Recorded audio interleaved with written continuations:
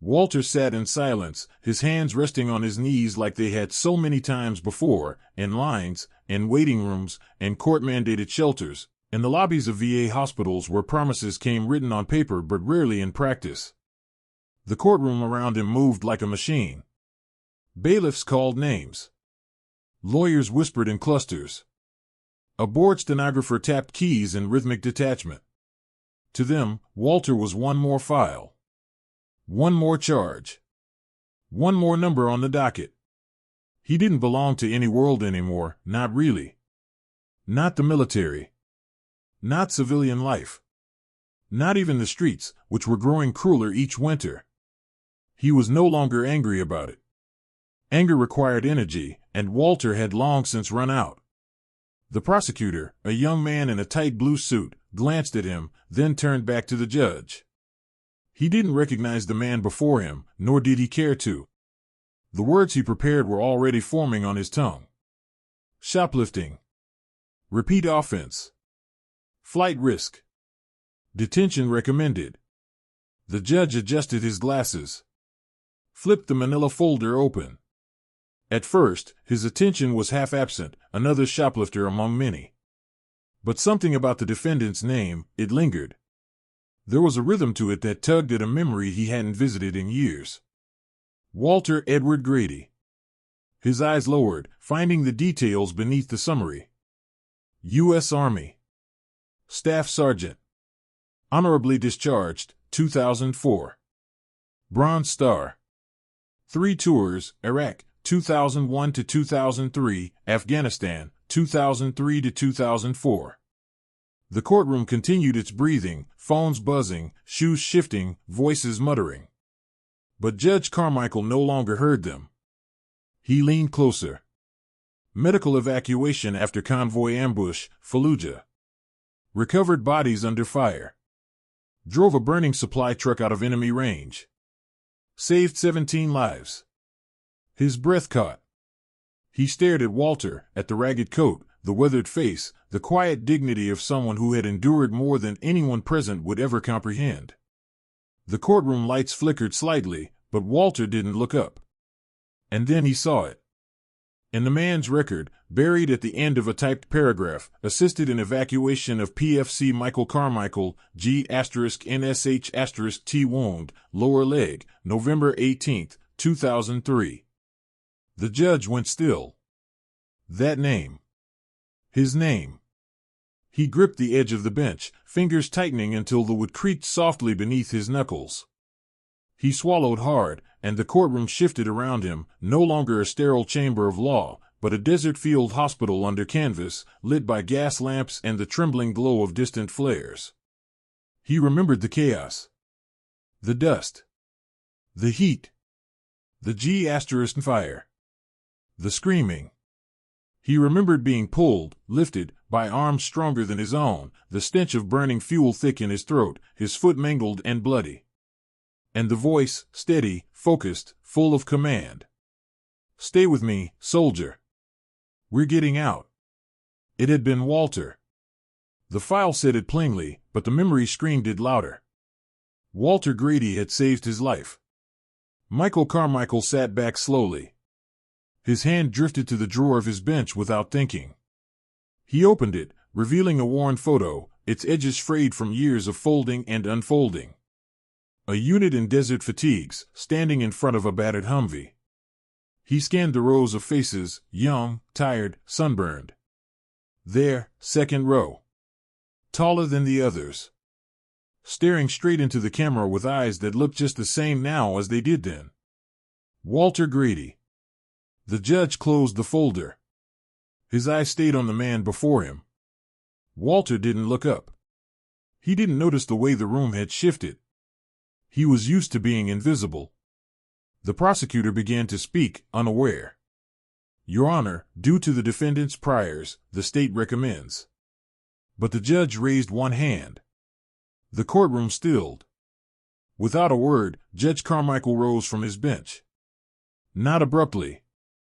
Not dramatically. But with the weight of memory in every step. Judges didn't stand for shoplifting cases. They didn't pause proceedings. They didn't shake. The clerk blinked in confusion. The bailiff reached for his radio. But the judge was already moving, walking away from the bench and through the side door into his chambers, the file in his hand. For a long moment, the courtroom hung in a breathless silence. Walter stared at the floor. The prosecutor turned to the clerk, unsure. Is this a recess?" he asked, voice lowered. But the answer came from the judge's own mouth, muffled behind the door. "Court will recess for 15 minutes. The defendant will remain." The room exhaled, confused, uncertain. Walter did not move. In chambers, Judge Carmichael sat at his desk and opened a secure military portal he hadn't accessed in years. His hands moved more like a son than a judge now. He was no longer reading a case file, but reliving a life that was only spared because of the man in the next room. He found the confirmation he was looking for. Mission report, Operation Silver Dust. Fallujah. November 18, 2003. Extracted wounded, PFC Michael Carmichael. Transported by SSGT Walter Grady. The image on his screen blurred as his eyes filled. He closed the laptop. Outside, the courtroom remained still. Walter, unaware of what was happening behind the door, rested his fingers on his knees. His dog tags clinked softly as he breathed. He wasn't sure if this would be the day he'd be sent away again, or the day his story would finally end in a concrete cell. But he had accepted it. When the judge returned, he held no notes, no papers. Just the file. He stood for a long time at the edge of the bench, looking down at the man who had once carried him 2 miles to safety through enemy fire. He took his seat slowly. Looked again at Walter. Then spoke. And everything changed. The room did not return to normal. Even as the judge resumed his place, the silence was not the quiet of routine but the stillness of held breath. The young prosecutor, uncertain now, hesitated before speaking again. The clerk had her hand poised over the keyboard, but her fingers no longer moved. Something had changed, though no one could quite name it. Judge Carmichael didn't open the folder again. He didn't need to. The details were already engraved in his mind, not as legal text but as memory. As flesh and blood. As sand and heat. He stared at Walter Grady with a weight in his chest that he hadn't felt in 2 decades, a weight that felt like debt. Walter still hadn't looked up. "Mr. Grady," the judge began, and even his voice sounded different, less a gavel and more a man speaking across time. "Do you have anything to say before the court considers the recommendation?" Walter's eyes lifted slowly. His gaze met the judge's, and something passed between them, recognition, but without the drama of film. It was the silent understanding of 2 men who had once existed together in a world where moments decided lives. "No," Walter said quietly. "There's nothing left to say." The prosecutor began to interject, but the judge raised his hand again. Not out of power, but out of reverence. The file lay untouched on the bench. What needed to be known was already known. What mattered had happened long before any of them wore suits or robes. "This court," said Judge Carmichael, his voice steadier now, "finds that justice in this case will not be served by detention or further punishment." There were murmurs in the courtroom, but they faded as the judge continued. "Instead," he said, "the court acknowledges the lifetime of service, sacrifice, and dignity presented by the defendant." He paused, as if choosing every word with surgical care. "Charges dismissed. No fine. No community service. No record. You are free to go, Mr. Grady." The room didn't erupt. It didn't cheer. But the silence shifted. From confusion to awe. From impatience to stillness. People stared, not just at the judge, but at Walter, who remained seated, as if unsure whether the moment was real. It was the judge who stood now. And then, without robe or pretense, he stepped down from the bench and walked toward Walter, not as an authority, but as a fellow soldier.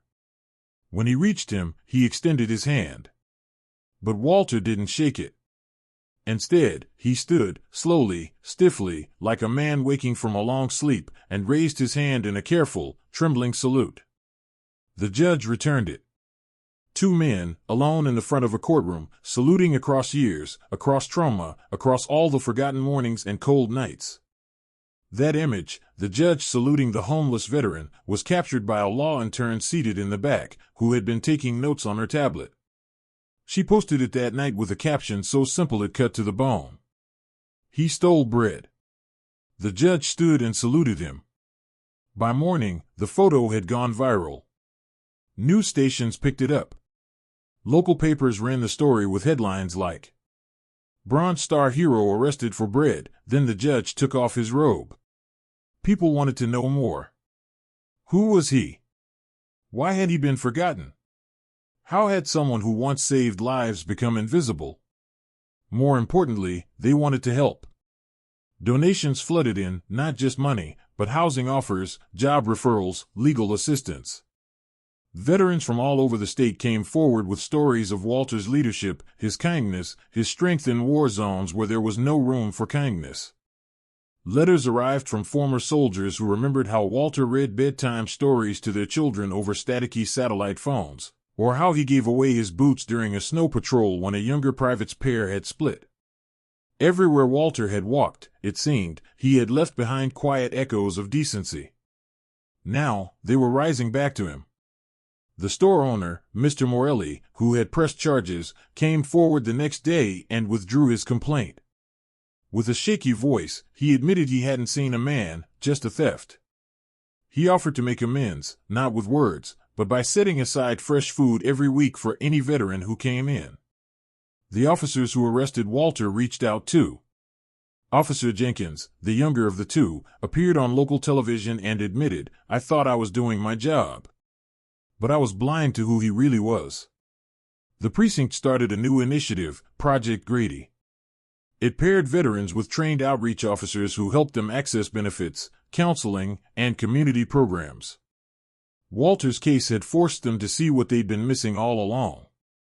And as for Judge Carmichael, his life changed too. He stepped away from the bench temporarily.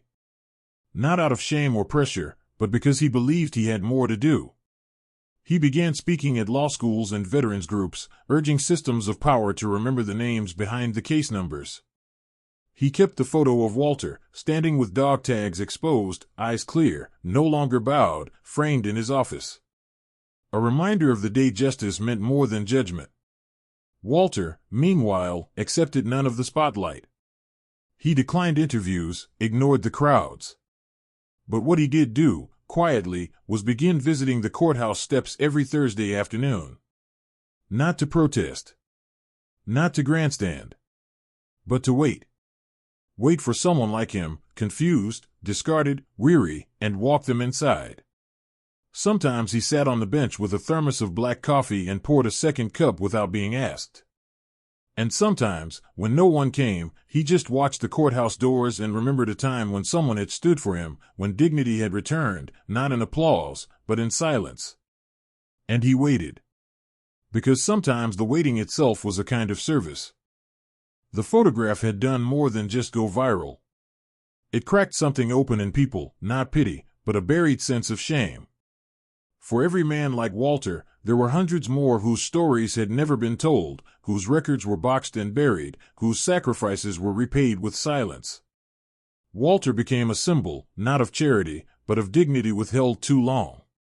The courthouse bench where he now sat each Thursday became a place people began to notice. The first week, he was alone. The second week, a woman came and sat 2 spaces away. She didn't speak, just set down a file of papers and sighed into her lap. Walter slid a thermos cup toward her without a word. The third week, there were 3 people waiting. By the 6th, there were 10. Local officials started to take note. The city council held an emergency session. It began as a closed-door meeting, just an agenda item under public relations. But it ended as something else entirely. One councilwoman, herself the daughter of a Korean war vet, read aloud the full military citation of Walter's Bronze Star. Another, who had grown up with a disabled Vietnam veteran neighbor, recalled how no one had ever visited the man except on Memorial Day. And something shifted in the room. The mayor requested a policy review on homeless outreach. A resolution passed unanimously to expand veteran assistance programs. More than that, they demanded the personnel at all city service points undergo mandatory training in veteran recognition and trauma-informed care. That included the courthouse and the market where Walter had been arrested. Mr. Morelli, the owner, became the first to offer his building as a site for a city partnership, placing a sign in his window that read, "Veteran-Friendly Zone. Come in with dignity. Leave with respect." The clerk who had filed the original complaint was not publicly named. But inside the city records, his case notes showed a marked change. He had requested a leave of absence. Not to disappear, but to volunteer. He began working weekends at a transitional housing center downtown, where he taught formerly incarcerated veterans how to navigate online forms, file for benefits, and access job training.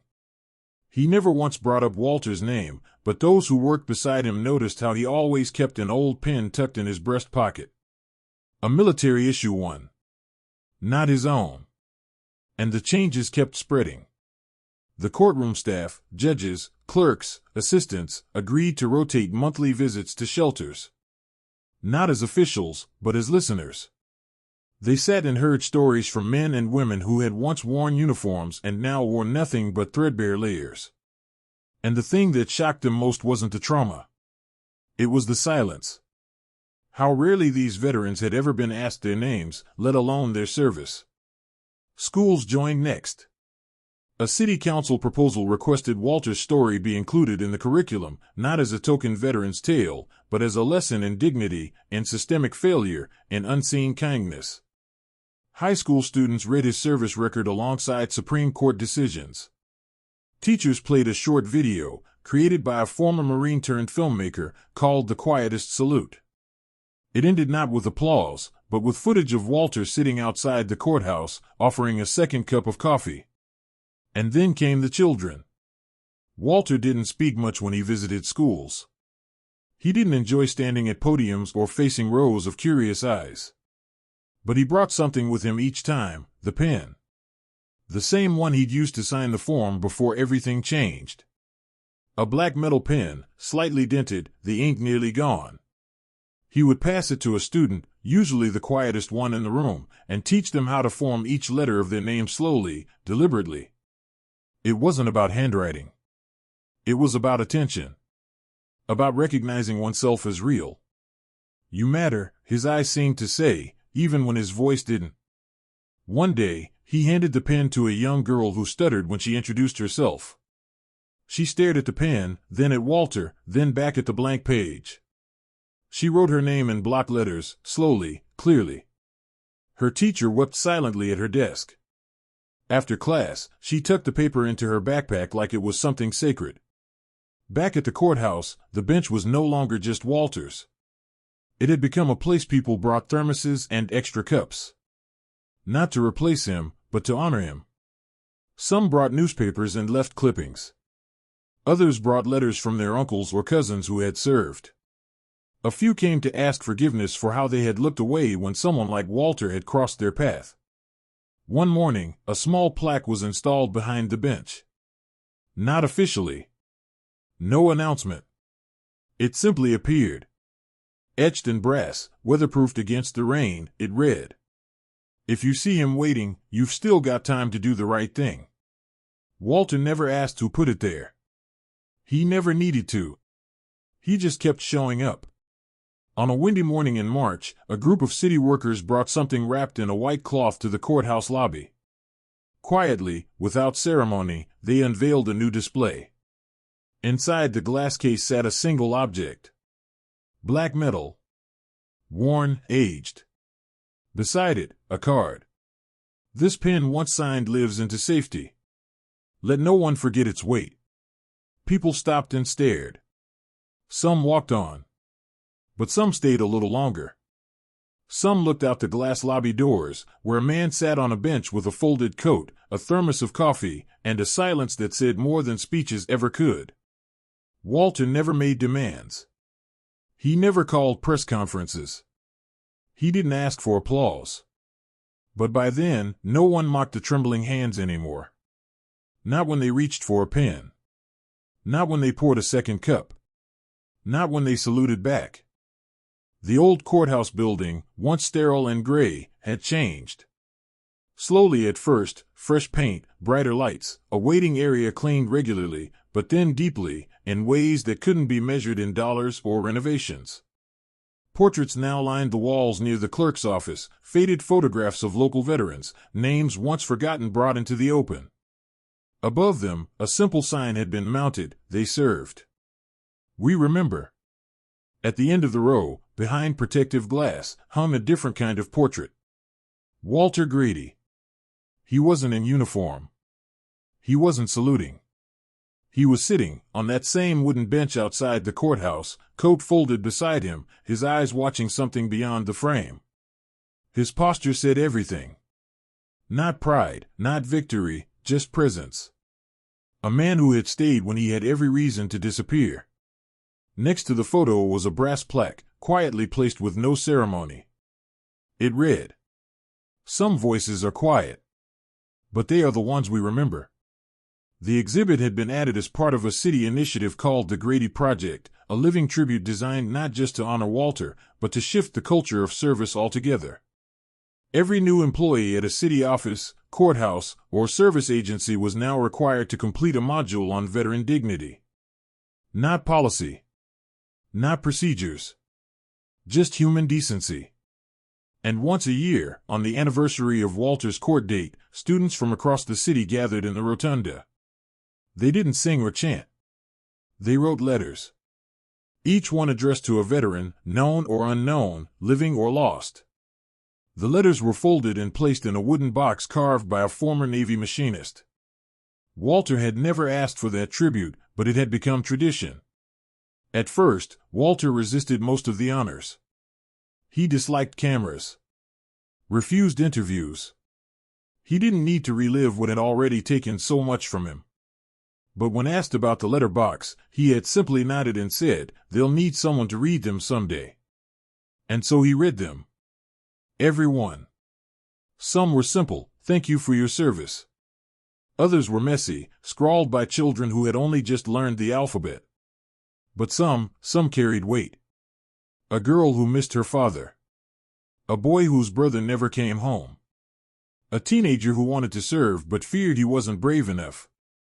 Walter read them all, in the quiet of his small apartment where a single lamp glowed above his chair.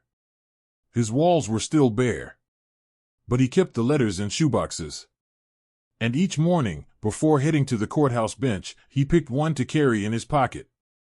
Not as proof, but as purpose. The courthouse staff grew used to him. Some still called him Mr. Grady, but most had learned not to use titles unless he gave them first. Once, a clerk brought him a coffee. Not just poured from a machine, but hand-ground beans, brewed at home, delivered in a thermos with his name handwritten in silver marker. She said it was a thank you for what he had done for her grandfather's VA claim. He accepted it without a word but sipped it more slowly than usual. Another time, a teenager with a skateboard and noise-canceling headphones sat next to him without speaking for an hour. Walter never asked why. When the boy left, he gave Walter a small metal pin, an eagle holding a banner. "It was my dad's," he said, eyes down. "He would have liked you."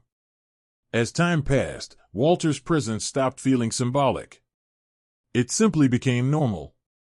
The bench was his post. The thermos his ritual. And the pen, still kept in its case at the courthouse, became a field trip centerpiece for local students. They didn't touch it. They just stood and looked, heads tilted, silence settling over their usual chatter. Teachers didn't need to explain. The caption did it all. "This pen once signed lives into safety. Let no one forget its weight." On a spring morning 2 years after the courtroom incident, Walter didn't arrive at his usual time. The bench remained empty. People passed by, noticing, pausing. By noon, someone left a folded American flag across the seat. By evening, there were candles, letters, and a dog-eared photo of a military convoy in the desert. Walter had passed away in his sleep, peacefully, in his bed, alone, but not forgotten. He left no will, no funeral plans, no surviving family. But when word spread, the city responded like he had belonged to all of them. The memorial service was held in the courthouse rotunda. Not a church. Not a cemetery. The rotunda, where his story had turned the tide. Veterans stood in uniform. Children clutched folded letters. City workers wept openly.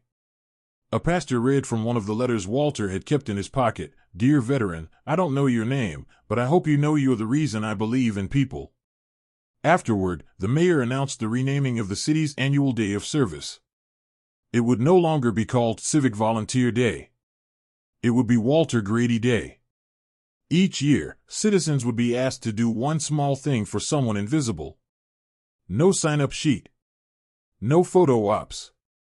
Just an act of kindness, given freely and quietly. As Walter once had.